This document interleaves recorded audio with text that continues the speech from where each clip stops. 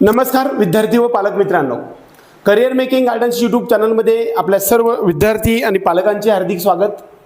आज आपण सर्वात महत्त्वाच्या टप्प्यावरती येऊन ठेपलोय। नीट यूजी 2026 ची परीक्षा 21 जून रोजी आली। त्याचा रिझल्ट कधी येईल? दरम्यान 10 तारखेच्या आसपास, म्हणजे 5 पासून ते 15 तारखेपर्यंत आपल्याला रिझल्ट येऊ शकेल। परंतु जी काही नीट NTA ऑफिशियल आन्सर की आहे ती आपल्या सर्वांना अगदी लवकरच देऊन ठेवलेली आहे। काही विद्यार्थी आणि पालकांमध्ये रिपीट कधी करावं, कुणी करावं या संदर्भात जे काही शंका कुशंका असतात त्या संदर्भात मी आज सर्वात महत्त्वाचा टॉपिक डिस्कस करण्यासाठी आलेलो आहे। वास्तविक बऱ्याच वेळा असंच होत राहतं की परीक्षेचा रिझल्ट लागतो, काउन्सिलिंगमध्ये भाग घेतो, पहिला दुसरा तिसरा राऊंड होतो, त्यामध्ये ॲडमिशन होत नाही आणि त्यानंतर तिसऱ्या चौथ्या राऊंडपर्यंत 3 ते 4 महिन्याचा पिरियड गेलेला असतो। परीक्षेपासून रिझल्टपर्यंतचा 1 महिन्याचा पिरियड, रिझल्टपासून काउन्सिलिंग सुरू होण्यापर्यंतचा 1 महिन्याचा पिरियड आणि प्रत्यक्ष काउन्सिलिंगचा अडीच ते 3 महिन्याचा। या सर्व 5 महिन्यानंतर विद्यार्थीचे पालक त्या विद्यार्थ्याला सांगतात की आता तू रिपीटला जा। हा जो मधला 5 महिन्याचा जो गॅप होतो त्यामधून ज्यावेळेस तो रिपीट परीक्षेला जातो त्यावेळेस तो रिपीट राहत नाही मित्रांनो, तो फ्रेशच बनायला लागतो।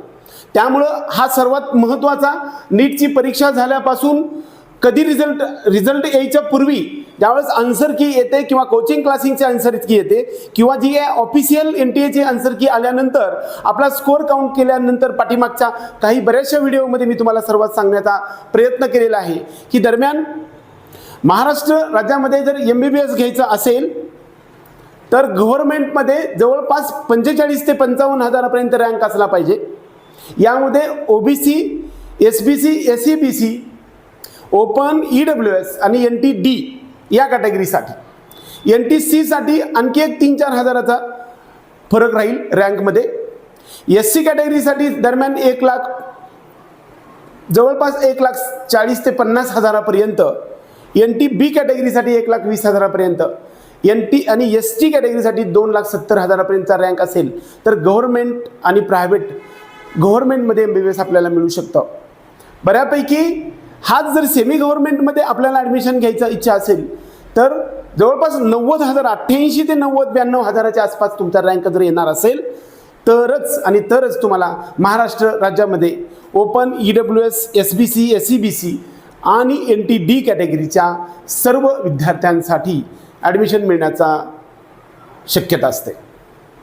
या सर्व अंदाज घेतल्यानंतर आपल्याला 100% लक्षात येतं की आपला सिलेक्शन होत नाही आणि आपल्याला फक्त MBBSला ॲडमिशन घ्यायचं आहे आणि आपण जर अफोर्डेबल फीस भरू शकत नसेल आणि पहिलाच अटेम्प्ट असेल तर तुम्ही लगेच रिपीट करायला जायला हरकत नाही, असं माझं म्हणणं आहे। रिपीट जाण्याचा निर्णय कधी घ्यायला पाहिजे हा सर्वात महत्त्वाचा मुद्दा आहे। तर तो निर्णय ॲज पॉसिबल, म्हणजे सगळ्यात जवळ लवकरात लवकर परीक्षा देऊन आल्यापासून अगदी 1 मिनिटापासून तो 10 दिवसाच्या आत तुम्ही निर्णय घ्यायला पाहिजे असतं। हा निर्णय जर जसा प्रोलॉंग करत जाल तसं पाठीमागे 2-3 वर्षामध्ये अभ्यास केलेला जो आहे तो पुसट होतो आणि परत पुन्हा ज्यावेळेस 2 महिन्यानंतर रिपीटला जाता त्यावेळेस विद्यार्थ्यांच्या, पालकांच्या आणि सर्वांच्या दृष्टिकोनातून तो रिपीट असतो, पण प्रत्यक्षात मात्र पाठीमागचा सगळा फळा पुसून गेलेला असतो आणि त्यावेळेस मात्र त्याला अपेक्षित रिझल्ट मिळत नाही। त्यामुळं आज आणि हा व्हिडिओ पाहिल्यापासून लवकरात लवकर तुम्ही रिपीटचा डिसिजन घ्यायचा। ज्या विद्यार्थ्यांचे जवळपास 470 पेक्षा कमी मार्क्स येणार आहेत या सर्व विद्यार्थ्यांना जर समजा फीस भरण्याची अफोर्डेबिलिटी नसेल आणि MBBSच करायचं असेल तर त्यांनी रिपीट करायची हरकत नाही। बऱ्याच वेळा काही विद्यार्थ्यांना मॅनेजमेंट कोट्यामधून किंवा डीम्ड युनिव्हर्सिटीमधून MBBS करायचं असतं, अशा विद्यार्थ्यांना 250 पेक्षा जास्त मार्क्स असतील आणि 1 कोटीच्या आसपास खर्च करण्याची तयारी असेल तर रिपीट करण्याची आवश्यकता नाही। बऱ्याच वेळा 5 लाख ते 5,20,000पर्यंत जर तुमचा रँक असेल तर सर्व कॅटेगरीसाठी BMS मध्ये महाराष्ट्र राज्यामध्ये दरम्यान 280 ते 90च्या आसपास स्कोअर असेल तर SC पासून ते सर्व कॅटेगरीसाठी आपल्याला BMSचं महाराष्ट्र राज्यामध्ये असणाऱ्या 142 BMS कॉलेजमध्ये ॲडमिशन मिळण्याची शक्यता असते आणि तुम्हाला 100% BMS करायचं असेल आणि याच्यामध्ये दरम्यान 280च्या वरती स्कोअर असेल तरच तुम्ही रिपीट करायचा डिसिजन घेऊ नका।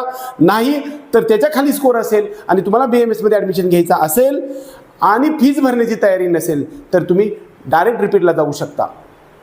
बऱ्याच वेळा काही विद्यार्थ्यांनी पालकांमध्ये असा एक संभ्रम असतो की माझा विद्यार्थी हा इलिजिबल फक्त झाला तर मॅनेजमेंट कोट्यामधून मी सर्व कोर्सेससाठी म्हणजेच BHMS, BDS, BMS, BUMS, MBBS साठी ॲडमिशन घेऊ इच्छितो, परंतु माझा रिपीट होण्याची इच्छा दरम्यान 120पेक्षा कमी मार्क्स असणाऱ्या सर्व कॅटेगरींना आणि 140पेक्षा कमी असणाऱ्या EWS, SCBC, EWS आणि ओपन या कॅटेगरीसाठी जर तुमचा स्कोर याच्यापेक्षा कमी येत असेल आणि तुमच्याकडे कसल्याही प्रकारचं डॉक्युमेंट नसेल ओपन कॅटेगरीच्या असणाऱ्या विद्यार्थ्यांसाठी आणि बाकीच्या सर्व विद्यार्थ्यांना 120पेक्षा कमी स्कोर होणार असेल आणि मॅनेजमेंटमध्ये आपल्याला या सर्व कोर्सेसमध्ये ॲडमिशन घ्यायचं असेल तर तुम्ही 100% रिपीटला जायला पाहिजे.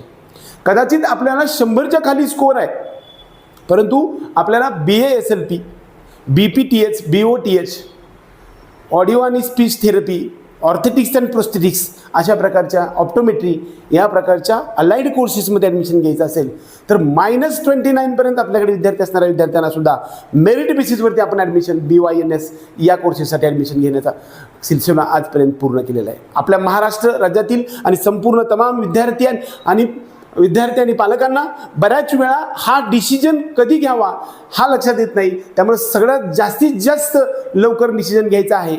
जर समजा या सर्व कॅटेगरीमध्ये तुम्ही बसत असाल तर अगदी 1 ते 2 दिवसामध्ये तुम्ही रिपीटरला जा. दरम्यान 480च्या आसपास मार्क्स असतील आणि महाराष्ट्रामध्ये ॲडमिशन मिळू शकते असं वाटत असेल तर अशा विद्यार्थ्यांना तुम्ही रिपीटला पाठवा आणि काउन्सिलिंगसाठी आमच्याकडे जॉईन करा. जर ॲडमिशन झालं तर तो परत तिकडून बॅग बांधून इकडे येईल आणि जर नाही झालं तर रिपीटमधला वेळ तुमचा जाणार नाही. हा सर्वात महत्त्वाचा टॉपिक मी तुमच्यासमोर सांगण्यासाठी आलो आहे.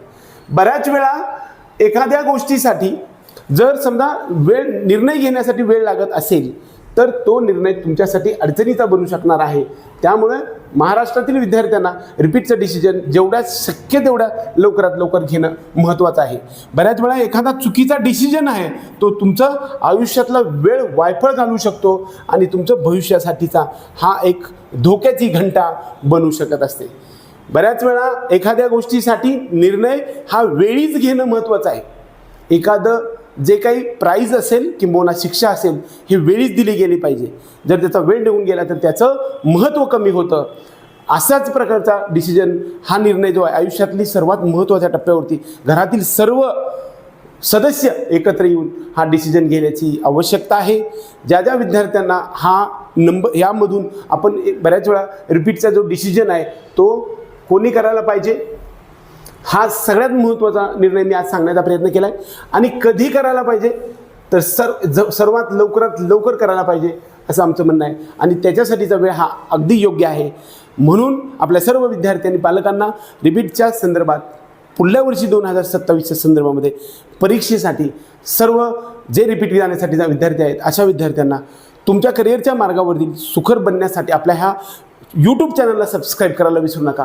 त्याचबरोबर आपला हा व्हिडिओ आवडला तर व्हिडिओ लाईक निश्चित करा आणि आपल्यासारख्या इतर मित्रांपर्यंत हा व्हिडिओ शेअर्स करायला पाहिजे असं माझं म्हणणं आहे. आपल्या सर्व विद्यार्थी आणि पालकांना तुमच्या आयुष्यामधील प्रत्येक टप्प्यावरती मोठी मोठी शिखरे पादाक्रांत करावी एवढाच आशावाद मी ईश्वरचरणी व्यक्त करून आजचा हा व्हिडिओ संपवू. जय हिंद, जय महाराष्ट्र.